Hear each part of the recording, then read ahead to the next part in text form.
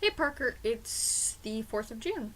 As you know, we're calling this LGBTQ theme week. And like today I was thinking, what's the current acronym?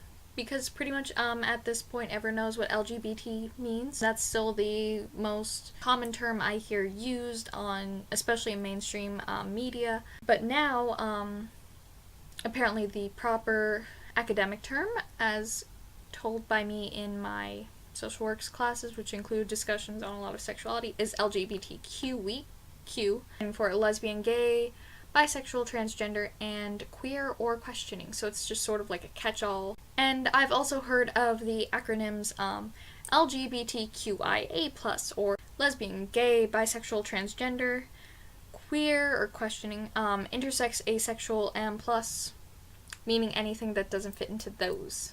I decided to not just take my memory for it, and I went to Wikipedia, which lists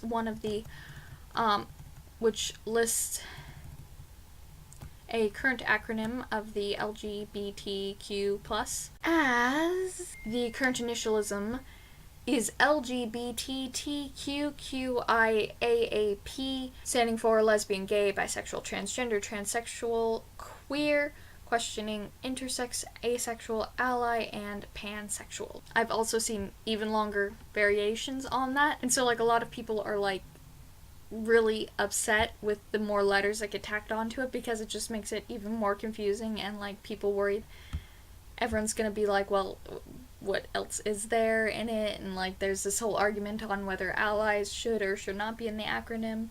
I've also seen the further occurrence of the term GSRM, gender, sexual, and romantic minorities, which is really the biggest catch-all term I've ever seen. And so I was even thinking about this and just like the terminology and how like confusing it can sometimes be even for people who are in the community and keep up with it.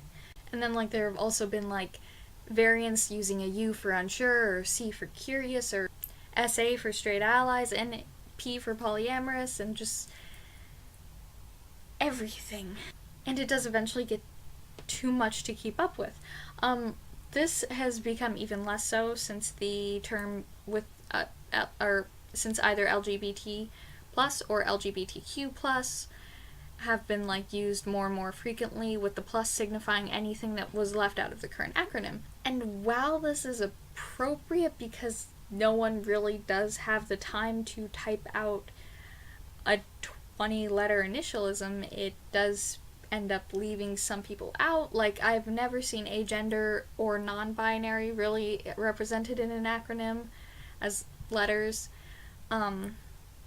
Some people argue that the A stands for asexual, agender, and aromantic. It's a confusing term. And of course, the reason for this term never really reaching widespread acceptance throughout the entire community is that it's not really a community when you get down to it. Because while the LGBTQ plus community, I use that term very loosely, does have the joint experience of being not cisgender or not straight,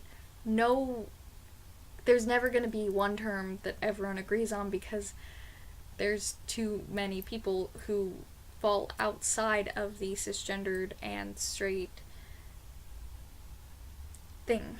And so it's kind of up to everyone to decide on what terms they prefer being used for themselves. One interesting fact before I disappear is that the acronym LGBTIH has been seen in India, and it stands for lesbian, gay, bisexual, transgender, intersex, and hijra. I'm sure I am pronouncing that horribly wrong. And hijra is known as a sort of transgender or third gender individual. And so like I just think it's interesting how this other culture is using the acronym and adding their own terminology to it, and yeah. An even more interesting, Parker, is that India has apparently legally recognized the existence of this third gender on their passports and official documents. So, that's neat. I look forward to your video tomorrow. I'm also really excited to debut my topic on Monday. So I will see you DFTBA.